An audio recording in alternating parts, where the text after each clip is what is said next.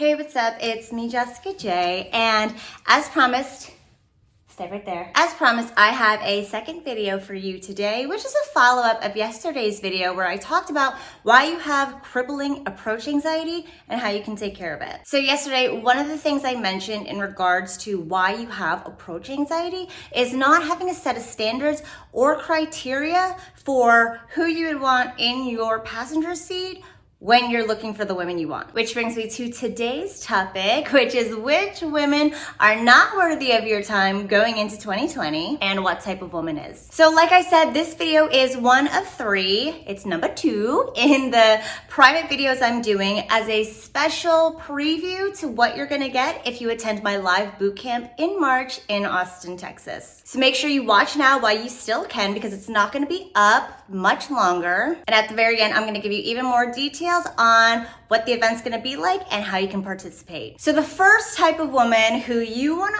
avoid bringing into or running into in 2020 is what I call the succubus. Okay, I didn't come up with that term, South Park did, but the succubus is basically the type of woman that's out there just to use you and suck you dry, and not even in a good way. These are the type of women who expect you to do everything for them, pay for everything, open the door, kick your ass emotionally and mentally if you don't do everything she wants you to do. Realistically, these are women who just can't do things for themselves and have this chip on their shoulder about how men should be, regardless of what kind of man you are and how you're separate from any other guy out there. Basically, I think I mentioned this already, I'm not even sure, but they are just a bottomless pit of needs that you will never be able to fulfill realistically. These are the women who, with the Me Too movement, have not become empowered, but rather become extremely entitled into what you're supposed to give them. And they turn into raving lunatics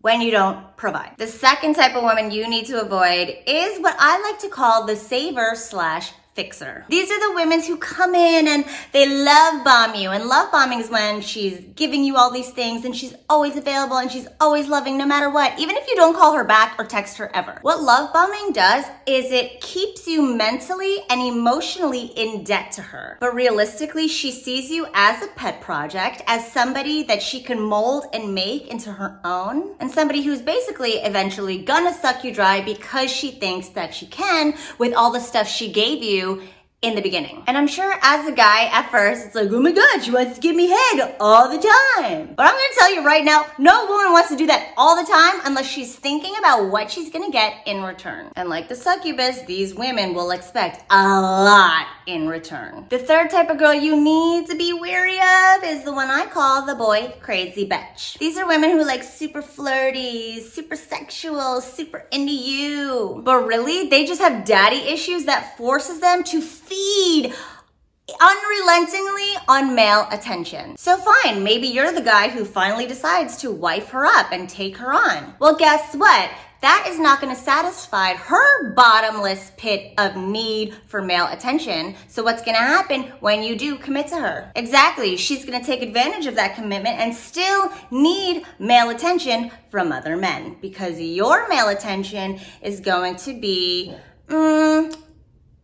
unfulfilling eventually. Now, the fourth girl you want to be wary of is one that guys don't necessarily look for, but they're the ones that when they're in a relationship with them, they tend to look back and be like, oh, I should have known. These are the types of girls that I call the going nowhere girl. So I'm going to tell you a story. I had a client who, we wrote out his set of standards for himself. I want a woman who has a good education, great head on her shoulders, self-sustaining, gorgeous. So his sister sets him up with a girl and she is gorgeous, like way out of his league in his opinion. So he gets on this date and she comes to find that she's still a student at 30 years old, undergrad, still living with her parents, and is just looking to get her degree and, maybe by then she'll find a husband. Now at first glance, fine. Looks-wise, maybe she's out of his league, maybe. But in terms of her character, who she is in her own life, and where she's going with that life, she basically breaks every set of criteria for what he wants. And sure enough, she she tells him that she's not looking for a relationship, she's not ready to settle down, even though she is actively looking. And at first, of course he feels rejected because she's the one who said, I don't want to be with you. But realistically, looking at her, he would have been fucking miserable with her, right? Here's the thing. If you are completely uninspired by a woman and the only thing she's got going for her is her looks, what you're gonna do is you're going to see that you are better than her in every way and start to resent her and yourself for settling and for carrying the dead weight that is her. Because guess what? While y'all look even sexier as you get older, we sure as hell don't. And the fifth girl you absolutely wanna avoid, especially going into 2020, is the social media psycho. These are women who are just like fixated on what they look like in their Instagram stories. And evidently they'll become fixated on how you add to the story of their life, but not necessarily their actual life, if they even had one. These are women who only care about what the rest of the world sees. Did I just spit on you?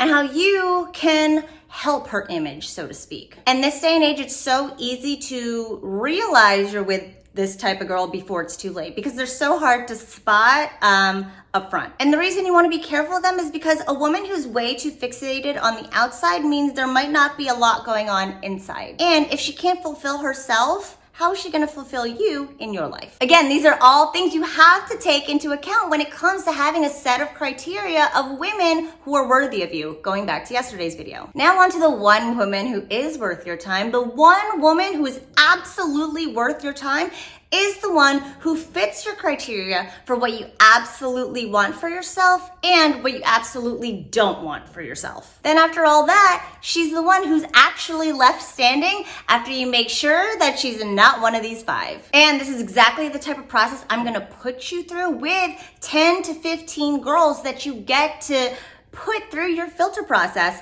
in March in Austin at my live training bootcamp. Instead of you having to wait for another woman to come around, like, oh, I don't know if another one will come around, so I'll just take this one, which unfortunately is what a lot of guys do. I'm going to give you 10 to 15 women that you can decide for yourself. Yeah, she makes the cut. No, she doesn't make the cut. So that you have that practice for yourself and so that you have the confidence in yourself to trust that it's okay to want what you want and also not accept what you don't want. Again, that's at my live training bootcamp in March in Austin, Texas. And tomorrow I'm gonna go over how to get that one woman that you do absolutely want after you run her through the mill of who and what you want for yourself. I'm gonna tell you exactly how to get that girl desperate to have you and chasing you down to make you hers. So stay tuned for tomorrow's video. If you need to watch this one again, make sure you do within the next 24 hours. Thanks for watching as always, and I'll see you guys next time.